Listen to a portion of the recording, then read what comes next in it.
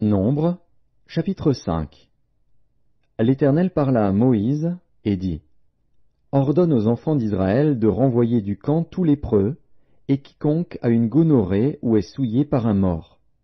Hommes ou femmes, vous les renverrez hors du camp, afin qu'ils ne souillent pas le camp au milieu duquel j'ai ma demeure.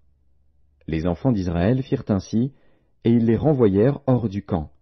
Comme l'Éternel l'avait ordonné à Moïse, ainsi firent les enfants d'Israël. L'Éternel parla à Moïse et dit: Parle aux enfants d'Israël. Lorsqu'un homme ou une femme péchera contre son prochain en commettant une infidélité à l'égard de l'Éternel, et qu'il se rendra ainsi coupable, il confessera son péché, et il restituera dans son entier l'objet mal acquis, en y ajoutant 1/5. Il le remettra à celui envers qui il s'est rendu coupable. S'il n'y a personne qui ait droit à la restitution de l'objet mal acquis, cet objet revient à l'Éternel, au sacrificateur, outre le bélier expiatoire avec lequel on fera l'expiation pour le coupable. Toute offrande de choses consacrées par les enfants d'Israël appartiendra au sacrificateur à qui elles seront présentées. Les choses qu'on aura consacrées lui appartiendront, ce qu'on lui aura remis lui appartiendra.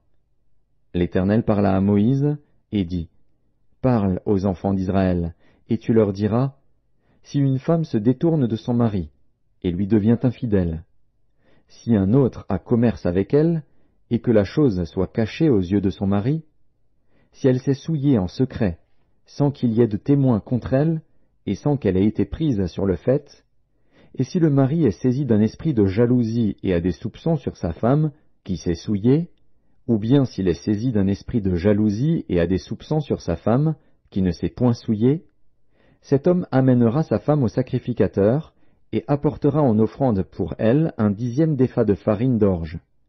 Il n'y répandra point d'huile, et n'y mettra point d'encens, car c'est une offrande de jalousie, une offrande de souvenir, qui rappelle une iniquité. Le sacrificateur la fera approcher, et la fera tenir debout devant l'Éternel. Le sacrificateur prendra de l'eau sainte dans un vase de terre. Il prendra de la poussière sur le sol du tabernacle, et la mettra dans l'eau. Le sacrificateur fera tenir la femme debout devant l'Éternel.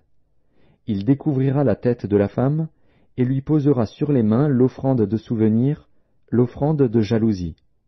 Le sacrificateur aura dans sa main les eaux amères qui apportent la malédiction. Le sacrificateur fera jurer la femme, et lui dira: Si aucun homme n'a couché avec toi, et si, étant sous la puissance de ton mari, tu ne t'en es point détourné pour te souiller, ces eaux amères qui apportent la malédiction ne te seront point funestes. Mais si, étant sous la puissance de ton mari, tu t'en es détourné et que tu te sois souillé, et si un autre homme que ton mari a couché avec toi, et le sacrificateur fera jurer la femme avec un serment d'imprécation et lui dira: Que l'Éternel te livre à la malédiction et à l'exécration au milieu de ton peuple, en faisant dessécher ta cuisse et enfler ton ventre, et que ces eaux qui apportent la malédiction entrent dans tes entrailles pour te faire enfler le ventre et dessécher la cuisse. Et la femme dira: Amen, Amen. Le sacrificateur écrira ces imprécations dans un livre, puis les effacera avec les eaux amères.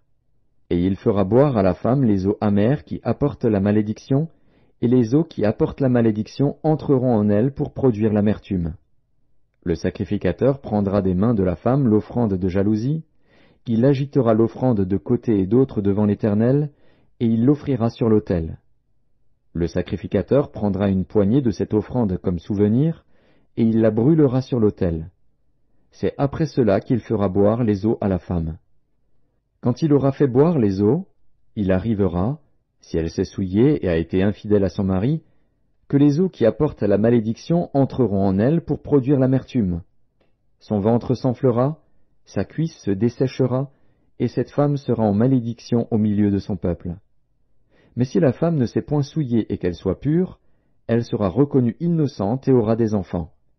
Telle est la loi sur la jalousie, pour le cas où une femme sous la puissance de son mari se détourne et se souille, et pour le cas où un mari saisi d'un esprit de jalousie a des soupçons sur sa femme.